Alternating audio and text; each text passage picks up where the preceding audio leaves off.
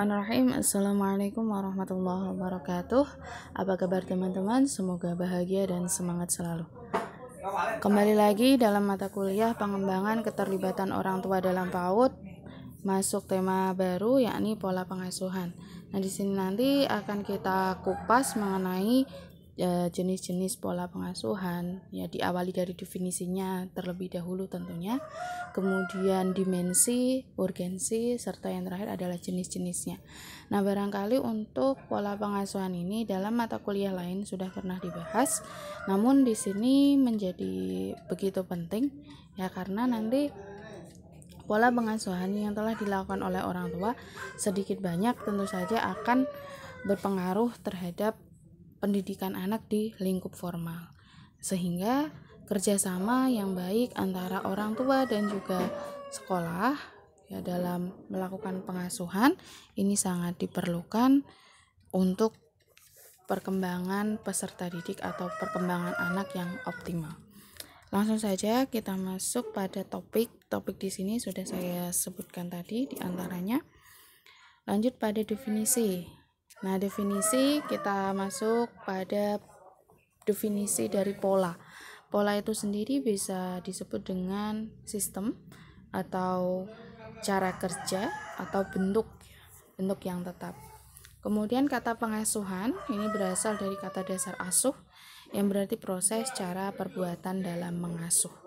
Sementara pola pengasuhan ini ada sejatinya banyak sekali definisi yang diutarakan oleh experter atau yang ahli dalam bidang psikologi pendidikan ya tentang pola pengasuhan ini.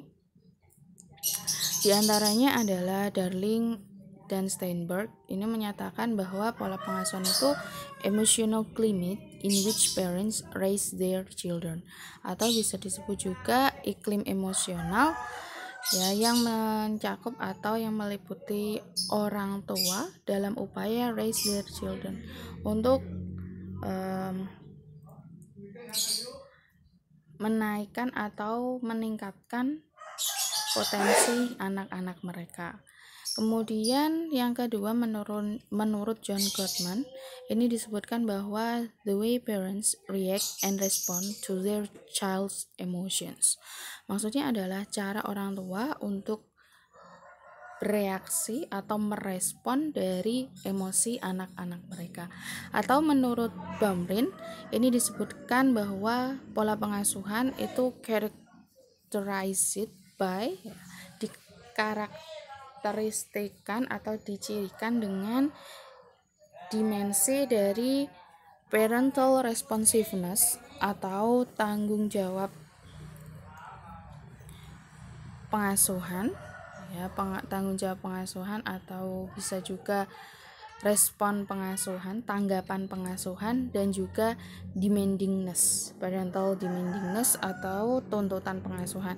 Jadi ciri-ciri dari pola pengasuhan menurut Baumrind itu antara tanggapan dan juga tuntutan. Jadi bagaimana orang tua menanggapi emosi anak, menanggapi sikap anak, dan juga apa yang mereka tuntut atas anak mereka itu. Selanjutnya kita masuk pada dimensi pola pengasuhan. Dimensi pola pengasuhan menurut Baumrind itu ada 4. Ya, dimensi ini bisa kita sebut dengan ruang lingkup ya atau cakupan dari pola pengasuhan. Jadi pola pengasuhan itu mencakup apa saja. Nah, jadi bisa yang pertama adalah disciplinary strategies atau strategi kedisiplinan. Yang kedua adalah warmth and nurturance. Jadi dimensi dari pola pengasuhan adalah warmth atau kehangatan dan nurturance atau pengasuhan. Yang ketiga communication style atau gaya komunikasi, dan yang terakhir adalah expectation of maturity and control atau ekspektasi ya, atau bisa juga kita sebut sebagai harapan untuk kedewasaan dan juga bimbingan. Jadi di sini beberapa hal ya yang menjadi dimensi atau ruang lingkup dari pola pengasuhan. Selanjutnya kita masuk pada urgensi. Jadi pentingnya pola pengasuhan itu untuk apa sih? Nah, tentu saja pola pengasuhan ini selain penting bagi orang tua, ya, dikuasai oleh orang tua, tentu saja akan memiliki impact atau dampak yang signifikan bagi anak mereka. Yang pertama, pola pengasuhan ini berfungsi untuk mengembangkan pola perilaku dan karakter anak. Jadi karena pola perilaku dan karakter anak itu bisa dimulai ditanamkan sejak dini, maka pola pengasuhan orang tua sebagai madrasatul ula di lingkungan keluarga sangat penting ya untuk menumbuhkan perilaku dan karakter ini, khususnya untuk jangka pendek, yakni pada saat usia dini dan nanti jangka panjang hingga mereka dewasa. Kemudian urgensi pola pengasuhan yang kedua adalah mendorong pembelajaran dan kebahagiaan. Jadi dengan adanya pola pengasuhan yang tepat, pola pengasuhan yang memberikan kenyamanan kepada anak, maka anak akan cenderung untuk lebih semangat dalam melaksanakan pembelajaran dan juga mereka menjadi lebih bahagia dalam menjalani kehidupan, ya, baik masa kini maupun masa nanti. Di sini juga menunjukkan adanya fungsi yang terpenuhi, yakni dari fungsi edukasi dan juga fungsi afeksi. Yang berikutnya adalah memudahkan anak dalam berkomunikasi dan juga berinteraksi. Jadi pola pengasuhan antara orang tua dan anak, khususnya pola pengasuhan yang paling ideal di antara mereka, ini nanti akan mampu mengembangkan pola interaksi ya dan komunikasi dalam lingkup mikro. Jadi antara orang tua dan anak ini sudah belajar berkomunikasi, mana yang boleh, mana yang tidak boleh. Kemudian juga anak diberikan kebebasan, ya kebebasan dalam arti diberikan keleluasaan untuk mengembangkan potensi mereka, ya meskipun nanti dengan batasan-batasan misalkan. Nah, jadi komunikasi dua arah antara anak dan orang tua ini nantinya akan mampu mengembangkan sisi sosial anak. Ya, dalam tingkat mikro maupun makro. Ya, mikro di lingkup keluarga, nanti di lingkup makronya adalah di masyarakat. Yang selanjutnya adalah mengembangkan emosional dan spiritual. Jadi adanya pola pengasuhan yang baik ini nanti mampu mengembangkan ranah emosional anak ya, atau psikologis anak dan juga spiritual anak. Perkembangan emosional yang nampak nantinya bisa dilihat dengan adanya peningkatan sikap empati, sikap simpati anak. Di samping itu juga pengembangan emosional ini adanya sensitivitas mereka terhadap hal-hal yang berada di lingkungan sekitar. Jadi mereka cenderung peduli dengan lingkungan sekitar atau care dengan lingkungan sekitarnya. Ya, selain itu juga dengan adanya pola pengasuhan ini, anak akan belajar ya bagaimana mereka memanage atau mengatur emosi. Ya, dan juga nanti dengan adanya pola pengasuhan yang tepat, anak akan bisa menjadikan diri mereka ini sebagai seseorang yang memiliki sikap emosional yang baik. Ini juga berlaku baik jangka pendek maupun jangka panjang. Ya, karena kalau misalnya teman-teman perhatikan barangkali di luar sana ada mereka yang ketika dewasa cenderung temperamen dan emosional.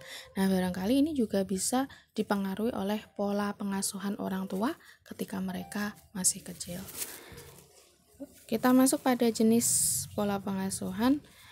Nah, jenis pola pengasuhan ini ada banyak sekali ahli ya yang berpendapat atau berdasarkan hasil research mereka mengenai pola pengasuhan yang dilakukan oleh orang tua. Di antaranya di sini nanti disebutkan dari Bamrin dan juga dari dari McCoby. Oke, yang pertama dari Bamrin.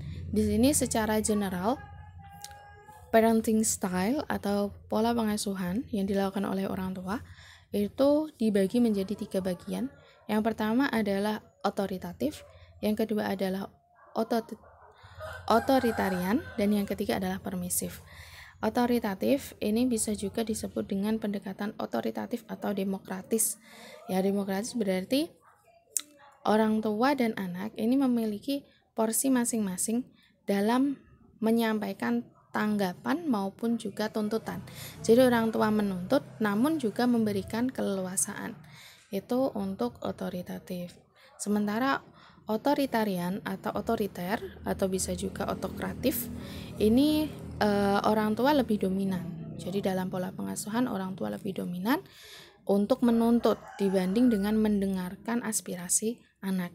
Sementara permisif ini orang tua cenderung untuk, ya kalau bahasa Indonesianya itu cenderung untuk memanjakan atau porsi antara keleluasaan dengan tuntutan, ya tuntutan orang tua maupun keleluasaan yang diberikan oleh anak itu lebih banyak keleluasaannya, ya karena mungkin ada alasan-alasan tertentu, ya misalnya karena orang tua ini menganggap bahwasanya potensi anak itu ya anak sendiri yang bisa menggali, ya jadi pengarahannya cenderung minim dibanding dengan otoritatif. Kalau otoritatif pengarahannya oke, kemudian keleluasaan yang diberikan juga oke. Begitu kira-kira. Nah, Bamrin ini menyatakan bahwasanya antara interaksi orang tua dan anak ini ada 4 dimensi. Ya, jadi ketika anak dan orang tua berinteraksi ini ada 4 cakupan. Yang pertama ada sisi pengendalian, ya atau kontrol dalam pengasuhan. Yang kedua ada tuntutan kedewasaan atau kematangan. Jadi tujuan dari orang tua melakukan pola pengasuhan, misalnya anak ini diajari untuk disiplin, diajari untuk jujur, ini kan tujuannya adalah nanti bekal ketika mereka sudah dewasa. Yang berikutnya adalah clarity of communication atau kejelasan komunikasi. Jadi dimensi yang harus dipenuhi, salah satu aspek atau cakupan yang harus dipenuhi pada saat melakukan pengasuhan adalah kejelasan komunikasi. Orang tua dan anak harus melakukan komunikasi yang intens, komunikasi yang jelas sehingga dapat diketahui apa yang diinginkan oleh orang tua, apa yang diinginkan oleh anak. Dan yang terakhir adalah pengasuhan atau nurturance. Yang berikutnya adalah jenis pola pengasuhan menurut McCoby and Martin. Di sini hampir sama dengan yang dinyatakan oleh Bamrin. Akan tetapi di sini ditambahkan satu lagi, yaitu neglectful atau uninvolved. Nah, untuk yang otoritatif sama, ya kurang lebih untuk definisinya sama, cakupannya sama. Otoritarian atau otoriter juga sama. Indulgen ini sebagai, ada yang menganggap bahwasanya indulgen ini sebagai bagian dari permisif. Jadi ada permisif indulgen dan juga permisif indifferent. Namun ini menurut McCoby ini disendirikan. Indulgen ini berarti orang tua sangat tolerir, ya sangat mentolerir apa yang dilakukan oleh anak atau cenderung untuk memanjakan mereka. Dan juga neglectful ini orang tua uninvolved atau tidak terlibat dalam pola pengasuhan. Nah, dengan kata lain orang tua cenderung mengabaikan anak. Jadi kontrolnya atau pengarahannya itu sangat rendah. Nah, kalau misalnya diurutkan ya dari yang mana yang paling rendah kontrolnya, itu tentu saja neglectful karena cenderung dibiarkan. Kemudian indulgen yang kedua, yang ketiga otoritatif, dan yang keempat adalah otoriter. Otoriter ini yang orang tua lebih dominan dalam mengarahkan. Jadi harus seperti ini, harus seperti itu tanpa mempertimbangkan aspirasi atau keinginan dari anak. Selanjutnya kita masuk pada jenis pola pengasuhan, yaitu ada yang disebut dengan Islamic parenting style. Nah, di sini saya rasa untuk Islamic parenting style ini bisa masuk pada approach atau pendekatan. Mengapa disebut dengan pendekatan? Ya, kalau misalnya kita lihat pendekatan itu kan suatu pandangan. Ya, suatu pandangan tentang sesuatu.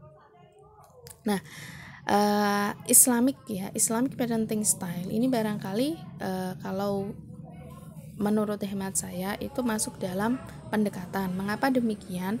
Alasannya adalah seperti ini.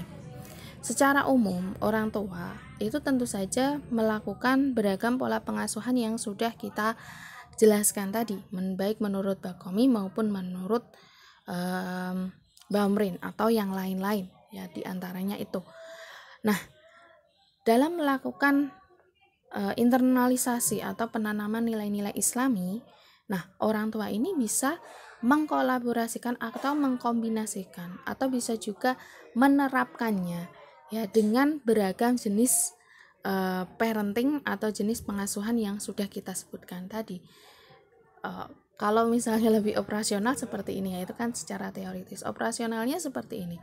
Orang tua khususnya untuk keluarga Islam, tentu saja mereka menginginkan anak mengetahui tentang nilai-nilai Islami. Mereka mengajarkan sejak dini, dikenalkan tentang apa itu Allah, apa itu Rasulullah, dan segala hal yang berkaitan dengan Islam. Namun ya, cara mereka mendidik atau mengasuh anak dengan nilai-nilai Islami ini berbeda-beda. Ada yang cenderung otoriter, yakni anak itu harus seperti ini, kamu itu harus taat agama seperti ini. Nah, jadi cenderung keras ya dalam magang. Sementara anak memiliki sikap-sikap tertentu yang barangkali sudah sesuai dengan nilai-nilai Islami tapi tidak cocok dengan perspektif orang tua. Nah, bisa jadi seperti itu. Atau bisa juga nilai-nilai Islami yang ditanamkan dalam pola pengasuhan otoritatif. Jadi cenderung demokratis. Ketika anak diberikan keleluasaan, ya silahkan untuk menanamkan nilai kejujuran kalian seperti apa, silahkan. Nanti kalau misalnya ada kesalahan, orang tua yang akan membimbing. Nah, seperti itu. Nah, jadi itu kalau saya menganggap bahwasanya Islamic parenting ini sebagai bagian dari approach atau pendekatan dalam pengasuhan. Ya, karena dalam pengasuhan itu sendiri kan mendidik dalam segala hal ya, baik dalam hal agama, mendidik dalam hal mengasuh dalam hal agama, membimbing dalam hal agama, membimbing dalam hal pendidikan ya, pendidikan sains dan lain sebagainya. Nah, jadi ini menjadi bagian dari pelaksanaan parenting itu sendiri. Dari sini inti dari pendekatan Islamik dalam pengasuhan itu bahwasanya ada integrasi holistik atau kesatuan yang menyeluruh antara sikap dan perlakuan orang tua kepada anak ya, dalam mendidik, dalam membiasakan yang disesuaikan dengan tuntutan atau tuntunan Al-Quran dan hadis ya. Jadi dalam mendidik, dalam proses pengasuhan ini mereka mengacu pada Al-Quran dan hadis. Adapun untuk pelaksanaannya ya secara operasional itu bisa menggunakan 4 jenis yang sudah kita sebut di awal. Sementara pola pengasuhan Islami ini tentu saja memiliki urgensi ya bagi anak, khususnya untuk menanamkan nilai-nilai religiusitas serta menumbuhkan kepribadian yang sesuai dengan tuntunan Al-Quran dan hadis. Nah, seperti kita lihat sekarang ya, banyak sekali anak-anak yang cenderung untuk mengabaikan akhlak atau karakter. Nah, maka tugas dari orang tua sangat penting untuk menanamkan sejak dini tentang nilai-nilai Islami atau nilai-nilai religiusitas. Baik, saya rasa itu untuk pertemuan kali ini. Apabila nanti ada yang ingin ditanyakan, ada yang ingin didiskusikan, silahkan ya, sangat terbuka untuk hal tersebut. Dari saya sampai di sini. Mohon maaf apabila terdapat kekurangan dan juga kekhilafan. Wal afu minkum. Wassalamualaikum warahmatullahi wabarakatuh.